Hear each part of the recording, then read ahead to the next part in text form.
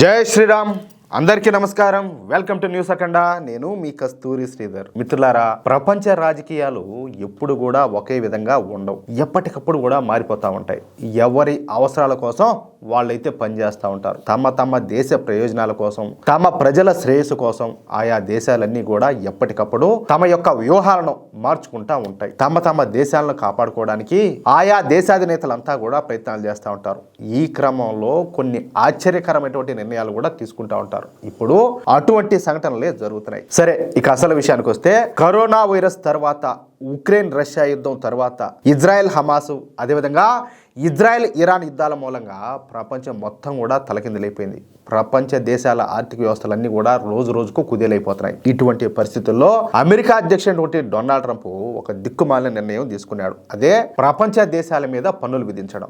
భారత్ ఒక్కదాని మీద కాకుండా ప్రపంచ దేశాలన్నిటిపైన కూడా ఈ డొనాల్డ్ ట్రంప్ అనేవాడు పన్నులను అయితే విధించాడు. దీంతో ఇప్పుడు అమెరికాకు వ్యతిరేకంగా ప్రపంచ దేశాలన్నీ కూడా ఒకటవుతున్నాయి. ముఖ్యంగా డొనాల్డ్ ట్రంప్ భారత్ను, చైనాను, రష్యాను టార్గెట్గా పెట్టుకున్నాడు. ఈ మూడు దేశాలను ఏదో ఒక విధంగా ముప్పు తిప్పలు పెడుతున్నాడు. ఈ మూడు దేశాల ఆర్థిక వ్యవస్థలను నాశనం చేయాలనే ఉద్దేశంతో డొనాల్డ్ ట్రంప్ బలంగా పనిచేస్తున్నాడు. మొన్నటి వరకు భారత్ను తమ మిత్ర దేశం అని చెప్పి ఇప్పుడు భారత్ను ఒక శత్రు దేశంగా చూడడం ప్రారంభించాడు. మన దేశం మీద పన్నులను విధించడమే కాకుండా మన దేశాన్ని శాపనార్థాలు కూడా పెడతాడు.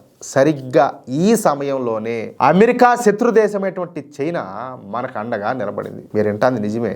ఏమే యాక్చువల్గా వచ్చేసి చైనా కూడా మన శత్రు దేశమే. కానీ ఇప్పుడు ఇదే చైనా మన భారతదేశానికి సపోర్ట్ చేస్తుంది. శత్రువుకు శత్రువు మిత్రుడు అన్న కోణంలో చైనా ఇప్పుడు మన భారతదేశానికి సహకరిస్తుంది. ఈ క్రమంలో 4 రోజుల క్రితం డొనాల్డ్ ట్రంప్ మాట్లాడుతా రష్యా దగ్గర నుంచి భారతదేశం ఈ ముడిచవునైతే కొనుగోలు చేస్తుంది, అందుకే భారత్ మీద ఆంక్షలు విధించినామంట మాట్లాడినాడు. దీంతో వెంటనే చైనా రంగంలోకి దిగి అమెరికాను తీవ్రంగా విమర్శించింది. రష్యా దగ్గర నుంచి భారతదేశం ముడిచవును కొనుగోలు చేస్తుందని చెప్పేసి పన్నులు అయితే విధించారు కదా, మరి అదే రష్యా దగ్గర నుంచి అమెరికా అత్యంత విలువైనటువంటి యురేనియం, టైటానియం, రసాయన ఎరువులను ఎందుకు కొనుగోలు చేస్తుంది? మీరు కొనుగోలు చేస్తే సంసారం, అదే మేము కొనుగోలు చేస్తే బంచిక్ బొమ్మ అని చెప్పేసి అమెరికా పైన ఈ చైనా విరుచుకుపడింది అనమాట. ఇక మన ప్రధాని మోడీ గారు ఈ నెల 31వ తారీఖున చైనా పర్యటనకు అయితే పోనున్నారు. చైనాలో జరగబోతున్నటువంటి షాంఘై కోఆపరేషన్ ఆర్గనైజేషన్ సదస్సు కోసం మన ప్రధాని మోడీ గారు చైనా పర్యటనకు అయితే పోతున్నారనమాట. 2018 తర్వాత నరేంద్ర మోడీ గారు చైనా పర్యటనకు వెళ్ళడం ఇదే మొదటిసారి. అప్పట్లో గల్వాన్లో ఘర్షణ జరిగింది, అది మీకు కూడా తెలిసే ఉంటుంది. ఈ గల్వాన్ ఘర్షణ జరగడంతో మోడీ గారు తర్వాత చైనా పర్యటనకు అయితే పోలా. కానీ ఈ మధ్యన ఈ చైనా ఏం చేసిందంటే 2 అడుగులు వెనక్కి వేసి సరిహద్దుల నుంచి తమ బలగాలను ఉపసంహరించుకోవడంతో ప్రస్తుత పరిస్థితుల దృష్ట్యా ఇక మోడీ గారు కూడా అన్ని విధాలుగా ఆలోచించి మళ్ళీ చైనా పర్యటనకు అయితే సిద్ధమవుతారు. ఇక్కడ ఒక మాట చెప్పదలుచుకున్నా నేను, అంటే చైనా మన శత్రు దేశం కదా, దాన్ని మనం నమ్మకూడదు అని చెప్పేసి చాలా మంది అంటారు. నా అభిప్రాయం కూడా అదే. కానీ రాజకీయమే. ఎంత అవసరమో అంతే స్నేహం చేస్తారు, ఎంత సపోర్ట్ చేయాలో అంతే సపోర్ట్ చేస్తారు, ఏ విషయాల్లో వ్యాపారం చేయాలనో ఆ విషయాల్లోనే వ్యాపారం చేస్తారు. మనకు ఆ లిమిట్స్ తెలుసు. అది కాబట్టి ఈ విషయంలో కంగారు పడాల్సిన అవసరం ఏమీ లే. సరే, ఈ సందర్భంగా చైనా ఏం చేసిందంటే మన దేశ ప్రధాని మోడీ గారిని ప్రత్యేకంగా తమ దేశానికి ఆహ్వానించిందనమాట. భారత ప్రధాని మోడీ గారు తమ దేశానికి రావడం చారిత్రాత్మకమైనటువంటి పర్యటనగా చైనా అయితే పేర్కొంది. సరే, అయిపోయింది, ఏదో అయిపోయింది.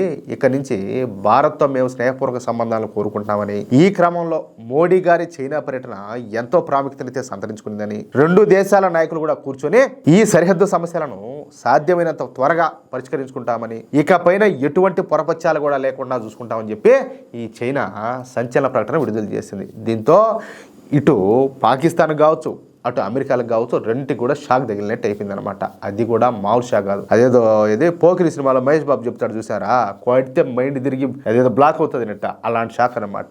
ఇప్పటిదాకా చైనానే నమ్ముకున్నటువంటి పాకిస్తాన్కు, అలాగే చైనాను బూచిగా చూపించి భారతదేశాన్ని లొంగ తీసుకుందాం అనుకున్నటువంటి అమెరికాకు ఇప్పుడు దిమ్మ తిరిగిపోయి బొమ్మ కనపడినట్టేది. ఇక మోడీ గారి చైనా పర్యటన తర్వాత మరిన్ని డెవలప్మెంట్స్ కూడా ఉండబోతున్నాయి. చూద్దాం ఏం జరుగుతుందో. ఒక్కటి మాత్రం దిగులే లేయా, మోడీ గారు ప్రధానిగా ఉన్నంత వరకు అమెరికా కాదు ఏ దేశమైనా కూడా ఏం పేకలేదు, అది మాత్రం పక్కాగా చెప్తున్నా. అది ఎందుకంటే నా నాయకుడి మీద నాకు అంత నమ్మకం ఉన్నది. మీకుండదా నమ్మకము మోడీ గారి పైన? నాకుండదని చెప్పి నేను చెప్తున్నా కదా, అది విషయం. మిత్రులారా, ఈ న్యూస్ కనుక మీకు నచ్చినట్లయితే ఖచ్చితంగా ఈ న్యూస్ నలుగురికి షేర్ చేయండి. అదేవిధంగా ప్రతి ఒక్కరు కూడా మీ యొక్క అమూల్యమైనటువంటి అభిప్రాయాలను కామెంట్ రూపంలో తెలియజేయండి. అలాగే ఇంతవరకు మీరు కనుక మన ఛానల్ను సబ్స్క్రైబ్ చేసుకున్నట్లయితే ప్రతి ఒక్కరు కూడా మన ఛానల్ను సబ్స్క్రైబ్ చేసుకోండి, సపోర్ట్ చేయండి ప్లీజ్. జై శ్రీరామ్, జై హింద్.